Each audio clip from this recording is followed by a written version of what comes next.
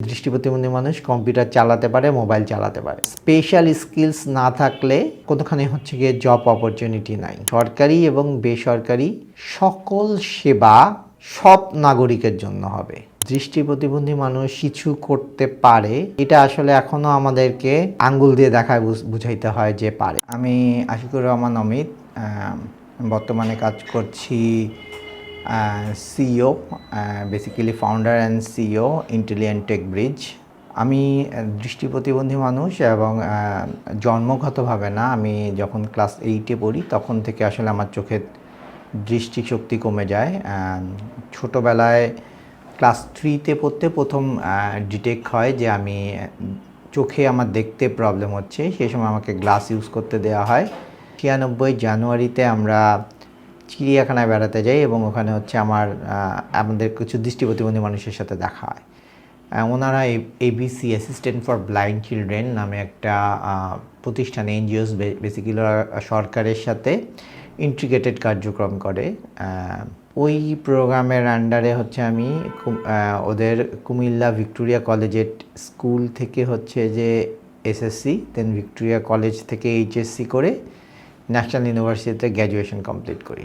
আমার আসলে ছোটোবেলার থেকে ইচ্ছা ছিল কম্পিউটার সায়েন্স নিয়ে পড়বো, এবং সেটা যেহেতু বাংলাদেশের প্রেক্ষাপটে দৃষ্টি প্রতিবন্ধী মানুষের আসলে সায়েন্স নিয়ে এখনও পড়তে পারে না। সেই জায়গা থেকে পরবর্তীতে আমাকে বাংলায় অনার্স করতে হয়, এবং বাংলায় অনার্স করার পর মনে হয়েছে যে আমি আসলে খুব বেটার ফিল করতেছিলাম না পড়াশোনা কন্টিনিউ করার জন্য। পরে আমি হচ্ছে জবে ঢুকে যাই। আমি বোর্ডা নামে একটা এনজিওতে কম্পিউটার ট্রেনার হিসাবে জব শুরু করি।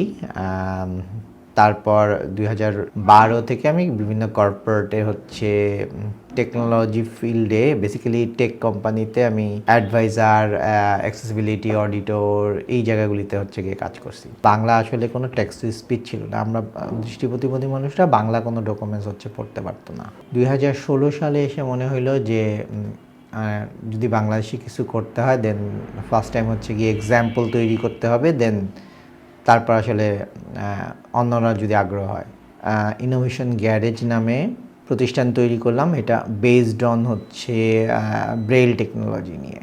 ইনোভেশন গ্যারেজ সেই সময় আমরা হচ্ছে গিয়ে ফোকাস অন ছিলাম ব্রেইল টেকনোলজি। আমরা ব্রেইল বই তৈরি করতাম। আমরা বাংলা একাডেমিতে কাজ করেছি, স্পর্শ ফাউন্ডেশনের সাথে। 24-এ এসে আমার কাছে মনে হচ্ছিল যে এখন আমাদের মাসিক ইনকাম গড়ে হচ্ছে গিয়ে প্রায় 6 লাখ করে থাকে। ব্রেইল টেকনোলজি তো বেসিক্যালিও একটা স্পেশাল প্রোডাক্ট, এবং হচ্ছে গিয়ে কিছু সুনির্দিষ্ট মানুষের জন্য। আমরা ইন্টেলিজেন্ট টেক ব্রিজ হচ্ছে গিয়ে ফর্ম করি, এবং ইন্টেলিজেন্ট টেক ব্রিজ বেসিক্যালি মূলত হচ্ছে ইনক্লুসিভ প্রোডাক্ট ডেভেলপমেন্ট নিয়ে কাজ করে। লাইক আমরা হচ্ছে এখন ব্রেইল বিজনেস কার্ড না, আমরা এটাকে ইনক্লুসিভ বিজনেস কার্ড বলি, যেখানে টেক্সট অ্যান্ড ব্রেইল একসাথে থাকে। আমরা ইনক্লুসিভ ক্যালেন্ডার বলি, যেখানে টেক্সট এবং হচ্ছে গিয়ে ডেটগুলি ব্রেইলের টেক্সটও থাকে, ব্রেইলেও থাকে। ইনক্লুসিভ প্রোডাক্ট বা ইউনিভার্সাল আমরা যদি বলি প্রোডাক্ট নিয়ে কাজ করা উচিত, কারণ এই জায়গা থেকে বাংলাদেশে এখনও কাজ কেউ করেনি। বৈষম্যতা রোধ করার জন্য তো আপনার কিছু উপায় লাগবে, মানে অটোমেটিক্যালি তো হবে না। সেই জায়গা থেকে আসলে ইনক্লুসিভ প্রোডাক্টগুলি নিয়ে কাজ করা। আগে ছিল হচ্ছে যে ইনোভেশন গ্যারেজ লিমিটেড, ওইটার থিমটা ছিল বেসিক্যালি আমরা ইনোভেশন করব।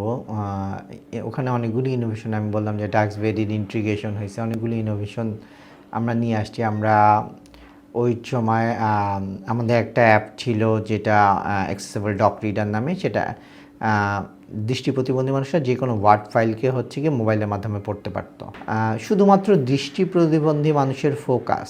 আমরা এখন যেই টেকনোলজিগুলি তৈরি করব সেটা হচ্ছে গিয়ে এআই ডিপেন্ড টেকনোলজি দিয়ে আমরা তৈরি করব, বা এআই ইন্টিগ্রেশন, মেশিন লার্নিং হচ্ছে গিয়ে ব্যবহার করব। এখন অনেক ধরনের টেকনোলজি আছে, অনেকেই কাজ করছে, এবং ইন্টারন্যাশনালি অনেকগুলি টেকনোলজি আছে যে টেকনোলজি দিয়ে আপনি কিছু সাপোর্ট পাবেন। না, আমাদের ওই সময় কিছু ছিল না। দৃষ্টি প্রতিবন্ধী মানুষ কিছু করতে পারে, এটা আসলে এখনও আমাদেরকে আঙ্গুল দিয়ে দেখায় বুঝাইতে হয় যে পারে বা সম্ভব। এই যে আমরা এখনও টেকনোলজির কথা বলতেছি, এআই ইন্টিগ্রেশনের কথা বলতেছি, কিন্তু আমাদের বাংলাদেশের প্রেক্ষাপটে এখনও মানুষকে বলতে হয় যে আমরা এই যে দৃষ্টি প্রতিবন্ধী মানুষ কম্পিউটার চালাতে পারে, মোবাইল চালাতে পারে, এইভাবে চালায়, সেই অ্যাওয়ারনেস এখনও তৈরি হয়নি। সো যেখানে অ্যাওয়ারনেস তৈরি হয়নি সেখানে তো আসলে অন্য ধরনের ধারণা থাকবে, অন্য ধরনের মন্তব্য থাকবে। জুলাই আগস্টের যেই গণ অভ্যুত্থান হলো, এখানে আমরা প্রায় 400, আমার কাছে যে তথ্য আছে, প্রায় 407 জন হচ্ছে গিয়ে মানুষ নানাভাবে দৃষ্টি প্রতিবন্ধিতা হয়েছে। কারো এক চোখ চলে গেছে, কারো চলে গেছে। একটা বড় সংখ্যক মানুষ কিন্তু হচ্ছে গিয়ে এই দৃষ্টি প্রতিবন্ধী জনগোষ্ঠীর সাথে ইন্টিগ্রেটেড হয়েছে। মার্কেটিংয়ের যুগ এবং হচ্ছে স্কিলসের যুগ। স্পেশাল স্কিলস না থাকলে আপনার কোনোখানে হচ্ছে গিয়ে জব অপরচুনিটি নাই, কিংবা নিজে থেকে কিছু করার হচ্ছে গিয়ে অপরচুনিটি খুব কম। সো পড়াশোনার পাশাপাশি আমাদেরকে যে কোনো একটা বিষয়ে দৃষ্টি প্রতিবন্ধী মানুষকে স্কিলড হইতে হবে। সেটা লাইক ডিজিটাল মার্কেটিং হইতে পারে, ওয়েব ডেভেলপমেন্ট হইতে পারে, কারণ এই জায়গাগুলি কিন্তু কাজ করার সুযোগ আছে দৃষ্টি প্রতিবন্ধী মানুষের। যা করব সেটা হচ্ছে গিয়ে আমরা যদি মনে করি যে আমরা দেশের জন্য করছি, তাহলে হচ্ছে গিয়ে ওইটা আরও বেশি গতিশীল হবে। নিজেদেরকে স্কিল করার মাধ্যমে দেশে ছোট্ট ছোট্ট কন্ট্রিবিউশন করেন, সেটাই হচ্ছে দেশের অর্থনীতিতে অনেক বড় ইম্প্যাক্ট ফেলবে। আমার গোল আগে যা ছিল, মানে ধরেন এখনও তা, সরকারি এবং বেসরকারি সকল সেবা সব নাগরিকের জন্য হবে।